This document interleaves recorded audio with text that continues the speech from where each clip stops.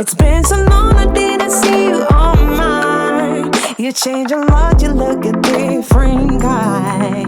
I can't stop thinking about you since last night. Do you feel the same, feel the same, feel the same, feel the same? Então você está pensando em comprar a Canon R5, mas precisa de uma opinião sem conflito de interesses, com os prós e contras dessa câmera. Você sabe o que ela faz e o que ela não faz para que você possa tomar uma decisão informada. Pois bem, você veio no lugar certo, porque é exatamente sobre isso que a gente vai falar hoje. Tá interessado? Vamos nessa!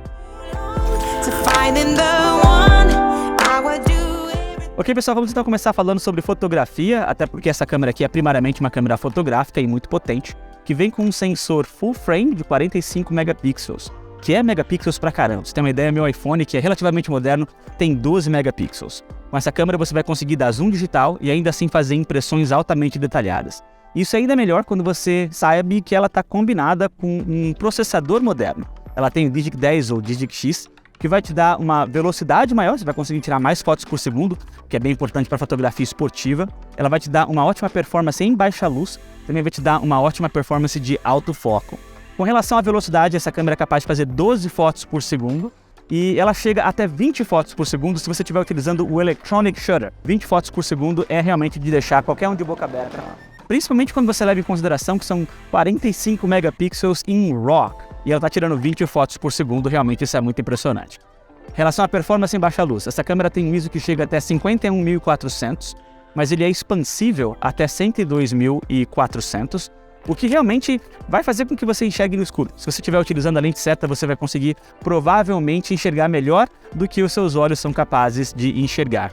Então, para fotografia, eu acho que se você deixar até mesmo ISO 12800, a quantidade de ruído digital introduzida à imagem é aceitável até para ser considerado fotografias de alto padrão. A performance em alto foco também nessa câmera é fantástica, ela é capaz de focar continuamente no olho de uma pessoa, no olho de um cachorro, no olho de um gato, no olho de um pássaro. Ela também é capaz de rastrear até mesmo olhos de insetos, se você estiver utilizando a lente correta. A Canon não anuncia que ela é capaz de focar em olhos de insetos, mas eu já consegui fazer essa aqui focar até em olhos de insetos. Então, não tem como ficar insatisfeito com a performance de alto foco. Quero te dizer que essa câmera também tem duas entradas para cartões de memória. São cartões diferentes. Você vai colocar um cartão SD em um e vai colocar um cartão CF Express no outro. Mas ainda assim, se você tiver os dois cartões, você pode fotografar simultaneamente nos dois cartões. A câmera vai gravar nos dois cartões ao mesmo tempo, que é algo muito importante para quem está fazendo fotografia de casamento e não pode correr o risco de o cartão de memória dar um problema, por exemplo. Eu acho também que vale muito a pena dizer que ela tem um sensor estabilizado. Essa câmera não tem um sensor fixo, ela tem o que a gente chama de In-Body Image Stabilization, ela tem IBIS. E a Canon anuncia que se eu estiver utilizando uma lente RF própria para essa câmera, ela consegue chegar até 8 stops de estabilização. E isso é bastante stop. Nas minhas lentes que não são RF, são lentes Sigma, eu acho que eu consigo chegar até 4 stops de estabilização sem nenhum problema. Então, se eu estiver fotografando com uma lente como essa, que não tem estabilização na lente, eu posso me beneficiar com a estabilização da câmera, conseguir abaixar um pouquinho a velocidade do obturador, receber mais luz para a câmera, por estar me beneficiando dessa característica da câmera. Have you ever fallen out of love? We hide and play dumb or change the station to push turns into shove. We get so clever at covering it up. Everyone knows our hearts in their holes, there's water in the boat. Ok, vamos falar um pouquinho agora sobre as partes físicas dessa câmera com relação à fotografia. Daqui a pouco a gente fala mais algumas coisas sobre a parte física, mas com relação a vídeo. O que eu quero te dizer é que essa câmera tem uma ergonomia fantástica. Ela tem um grip bem profundo, que vai te dar uma boa firmeza enquanto você estiver segurando a câmera. E ela vem com as 3 rodinhas que são necessárias para o triângulo da exposição. Você pode configurar o que cada uma das rodinhas vai fazer. O que eu tenho é a rodinha aqui de trás sendo configurada para o ISO, a rodinha aqui de cima sendo configurada para a abertura do diafragma e a rodinha aqui de cima sendo configurada para a velocidade do obturador. Nem todas as câmeras te dão essas rodinhas e essa câmera aqui te dá. Ela também tem uma telinha aqui em cima para que você consiga ver as configurações da sua câmera. E ela também tem um joystick para que você consiga navegar nos menus e também controlar o seu sistema de autofoco caso seja necessário. Então, ou seja, não vai faltar botão, não vai faltar recursos para que você seja bastante produtivo com essa câmera. O visor dela é um visorzinho eletrônico, afinal de contas essa é uma câmera mirrorless. E ele é muito legal. Ele tem 5,76 milhões de pontos, ele é bem brilhante, ela tem uma taxa de refresh rate de 120 quadros por segundo e ela cobre 100% do seu enquadramento. Então aquilo que você vê no EVF é exatamente aquilo que você vai ver, e eu acho que esse daqui é um bom EVF. Não é o melhor que eu já utilizei, mas eu consideraria um bom EVS para essa câmera, um bom Electronic Viewfinder. Obviamente ela também tem uma telinha articulada, que a moto está passando. Essa é uma telinha totalmente touchscreen, bem brilhante, bem responsiva. Você não vai ter dificuldade nenhuma para utilizar essa câmera, vai conseguir garantir que seu enquadramento está legal quando você estiver se filmando sozinho, ao invés de ter a sua esposa te filmando, como é o caso que está acontecendo nesse momento. Com relação à duração da bateria dessa câmera para fotografia, é uma coisa um pouco confusa, porque a Canon anuncia que ela é capaz de durar 320 fotos quando você estiver fotografando olhando aqui pelo EVF. Eu acho que dura muito mais do que isso. Eu não sei o que eu estou fazendo de diferente dos testes da Canon, mas na prática, para mim, eu diria que ela foi capaz de, tirando fotos continuamente, aguentar uma sessão de 4 horas, por exemplo. Então eu não acho que você vai ter nenhuma dificuldade com bateria. Se você estiver trabalhando profissionalmente, talvez ter uma extra, talvez 2 extras, seja uma boa pegada, mas eu não acho que você vai precisar de muito mais do que isso, não. Também acho que é importante mencionar, na parte física da câmera, que ela é totalmente resistente ao pó, e ela é bem resistente à água. É óbvio que ela não é uma GoPro, você não pode deixar ela cair na piscina que ela vai estragar, mas se você estiver fotografando na chuva e tiver também uma lente, um adaptador que seja resistente à água, você não vai ter problema nenhum. Essa câmera foi preparada para que ela aguentasse esse tipo de situação. Na hora de fazer um evento você não pode parar, eventualmente de fotografar um esporte também, só porque começou a chover, e essa câmera aqui ela tem o selamento necessário para que você consiga fazer isso. É claro que se estiver caindo uma tempestade, vale a pena tentar dar uma protegida na câmera, porque ela não é a prova d'água, ela é resistente à água, e é importante você entender a diferença entre essas duas coisas. E por fim, que essa câmera vem com um bocal RF, e isso é fantástico na minha opinião, porque agora você pode utilizar tanto as maravilhosas lentes RF da Canon, que são fantásticas, altamente nítidas, como você também pode utilizar as lentes de DSLR que foram desenhadas para Canon, utilizando adaptadores relativamente baratos. Você pode utilizar lentes da Canon, pode utilizar lentes da Sigma, da Tamron, da Rokinon, e se você tiver um adaptador, ele vai funcionar tranquilamente. No meu caso aqui eu estou utilizando um adaptador que nem é original da Canon, ele é um adaptador da marca Make, e ele funciona muito bem, o sistema de autofoco não me decepcionou. Eu na prática não consigo perceber a diferença entre uma lente Sigma com um adaptador da Make, comparado a uma lente RF nativa dessa câmera com relação à performance de autofoco. Isso é uma coisa muito legal, e você não precisa ficar refém das lentes RF, ainda que elas sejam muito boas. I don't care about the scene, I don't care about the location. All that matters not to me, that you wherever I go, baby. I just need you by my side, yeah. That's until the day I die. Ever since you found... Ok, pessoal, então agora a gente mudou um pouco as coisas. Eu estava até então gravando com a minha Sony FX3, e ela estava com uma lente de 50mm f1.8, e agora eu estou gravando com a Canon R5 com uma lente 50mm f1.4, que eu também deixei a f1.8 para que você tenha mais ou menos uma ideia de comparação. Eu estou gravando essa imagem em Canon Log 3 e o ISO deve estar mais ou menos a 1600, porque a gente está num ambiente relativamente escuro, já está de noite aqui onde nós estamos. Então dá uma ideia para você ter uma percepção de como é que é a performance em baixa luz dessa câmera num ambiente bem escuro.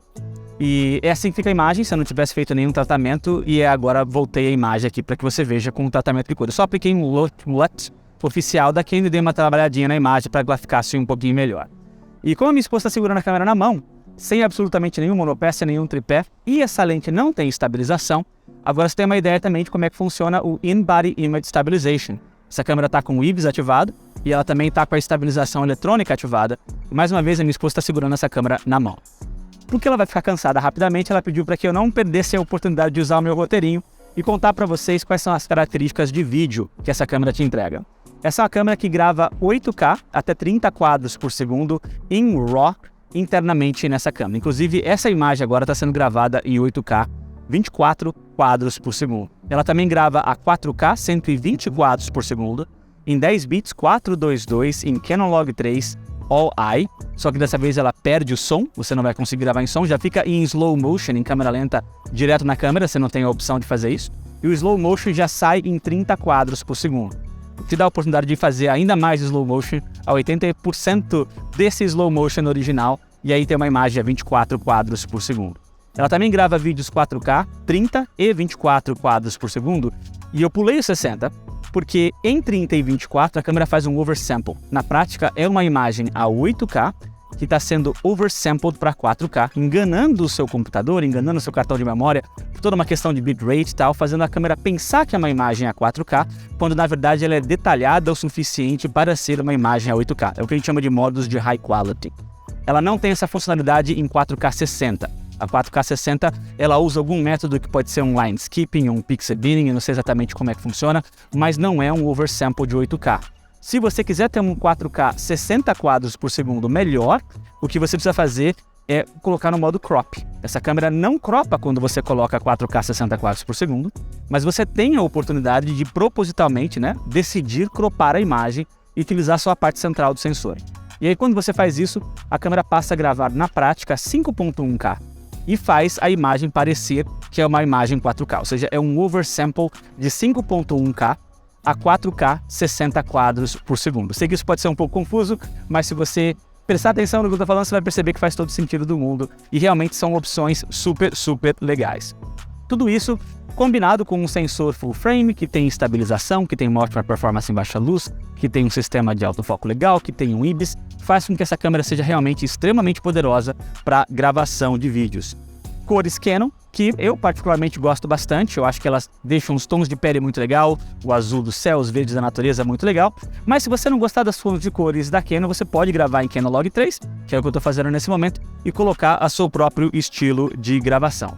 E se você estiver um pouco preocupado com o tamanho dos arquivos, que realmente vão ficar bem grandes, principalmente gravando em 8K, principalmente se for em RAW, você tem a opção também de gravar no modo que não vai ser em log, e aí ela está gravando no modo 420 8 bits, você vai ter menos flexibilidade para sua edição, mas ainda assim vai ter um arquivo muito menor. É assim que você economiza espaço no seu cartão de memória. Continua sendo 8K, só que não é um 8K de tão qualidade quanto você pode. Então, vou fazer uma pausa aqui e a gente volta para falar um pouquinho sobre as características físicas dessa câmera, só que agora com relação a vídeo.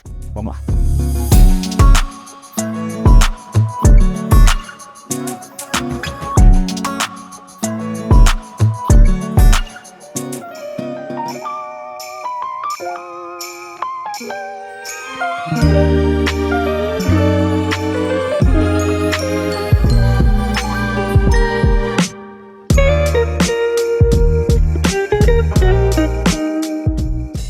Ok, pessoal, então agora eu até sentei para conversar com vocês sobre essa parte do vídeo.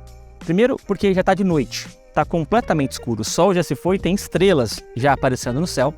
E a minha esposa está me gravando com a mesma lente, 50mm, a f1.4 nesse momento, mas obviamente a gente teve que aumentar o ISO. Tem um postezinho ali me iluminando, não trouxe nenhuma iluminação de vídeo, e a minha esposa teve que deixar a ISO 3200.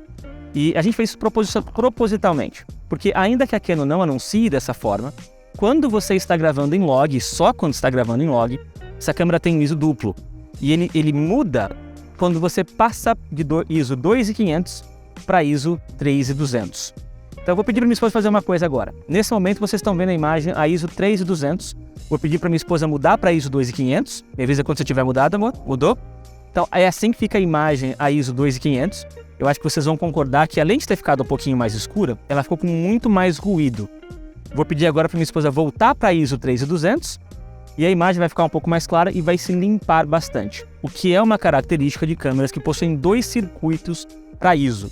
Ou seja, se você estiver gravando num local extremamente escuro, como que é o que eu estou fazendo agora, eu recomendo que você deixe o mais próximo possível de ISO 3200, porque isso vai te dar a imagem mais limpa de todas. A gente continua gravando esse vídeo a 8K, 24 quadros por segundo, para sua referência. Sempre com a câmera na mão, tá? Minha esposa está sentada nesse momento, mas ela está completamente com a câmera na mão. Você deve estar se perguntando, mas Álvaro, essa câmera superaquece quando você está gravando a 8K, quando está gravando a 4K 60, quando está gravando a 4K 120 quadros por segundo. Inclusive você fez um vídeo reclamando disso. Por que agora não está acontecendo mais?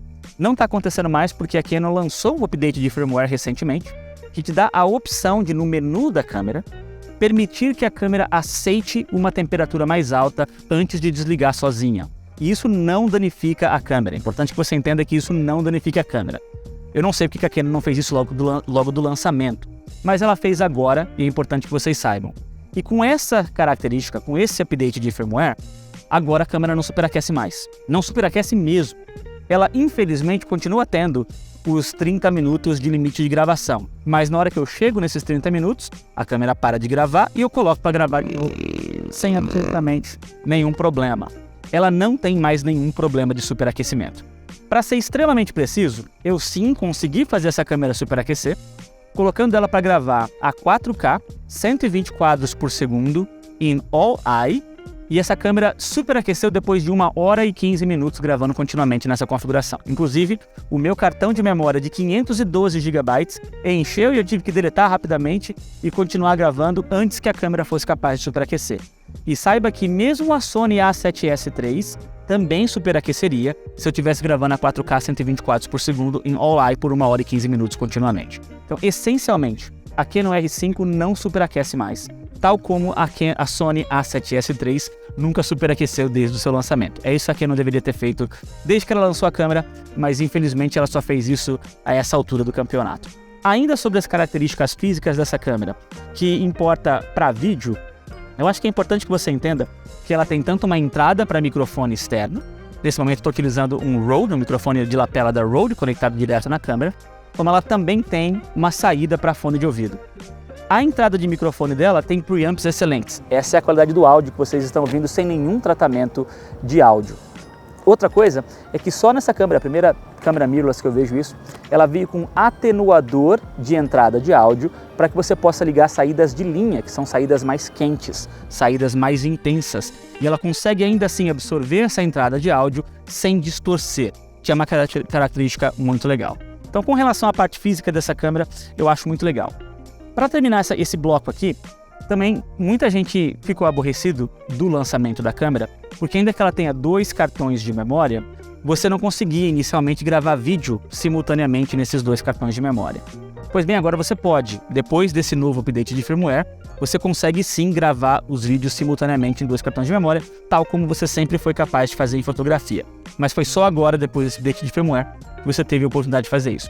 Ou seja, foi por causa deste update de firmware que eu comprei essa câmera e acho que ela vale a pena agora. Antes desse update de firmware, essa câmera era meio que um elefante branco, eu tenho que confessar para vocês.